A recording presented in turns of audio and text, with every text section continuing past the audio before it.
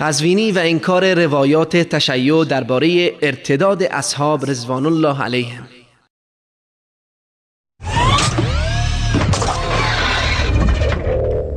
خب از اون طرف آقا میاد میگه آقا شما میگه تمام صحابه مرتد شدن غیر از 4 نفر.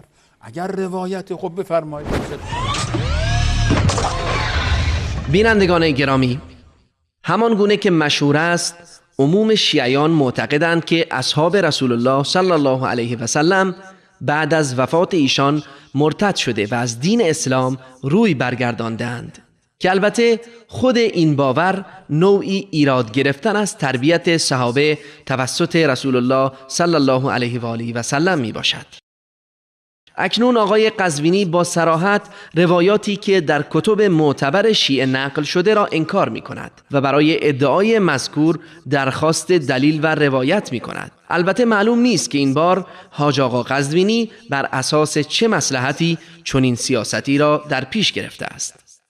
اکنون توجه شما را به شنیدن روایات موجود در کتب معتبر شیعه که دلالت بر ارتداد صحابه دارد جلب می کنیم.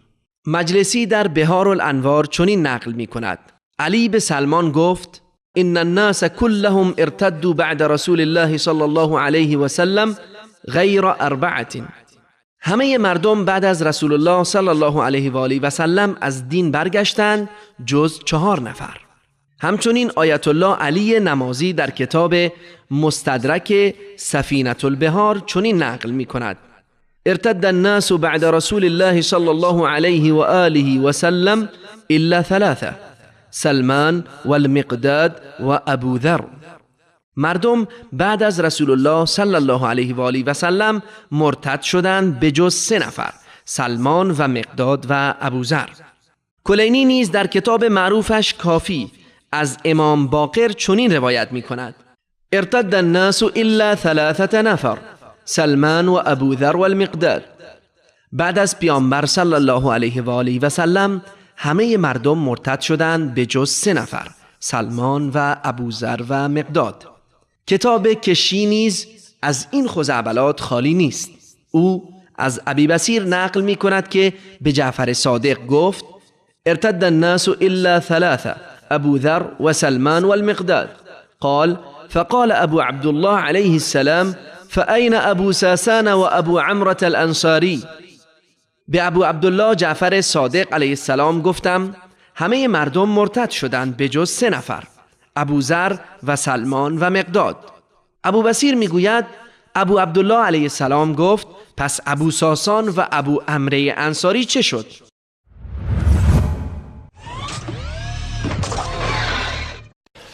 عمار بعد از توطئه سقیفه میبینیم که به فرموده امام باقر علیه السلام که میفرماد ارتد الناس بعد النبی الا 3: بعد از پیغمبر یک جریان ارتدادی پدید آمد جز 3 نفر که سلمان و مقداد و ابوذر. سائل میپرسه ابن رسول پس عمار چی؟ میفرماد خدا رحمت کنه عمار دوچار یک تردیدی شد ولی به سرعت برگشت. ظاهرا امام در ادامه میفرماد بین اون 3 هم 2 نفر باز به نوعی دچار تردید شدن و 1 نفر باقی موند که مقداد بود که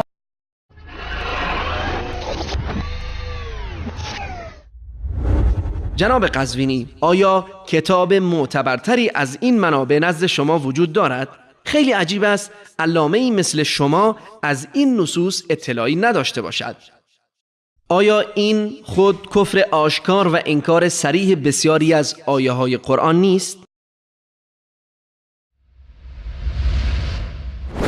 الله متعال در مدح صحابه بزرگوار رضی الله عنهم می‌فرماید: والسابقون الأولون من المهاجرين والأنصار والذين اتبعوهم بإحسان رضي الله عنهم ورضوا عنه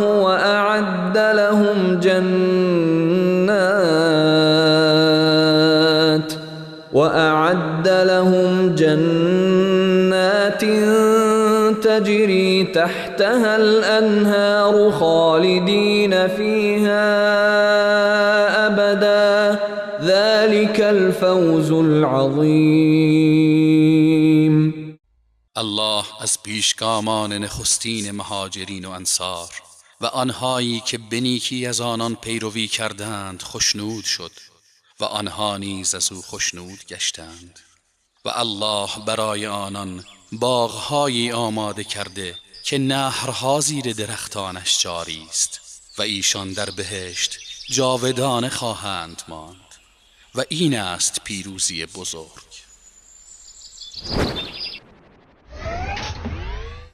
خب از اون طرف آقا میاد میگه آقا شما میگه تمام صحابه مرتد شدن غیر از 4 نفر.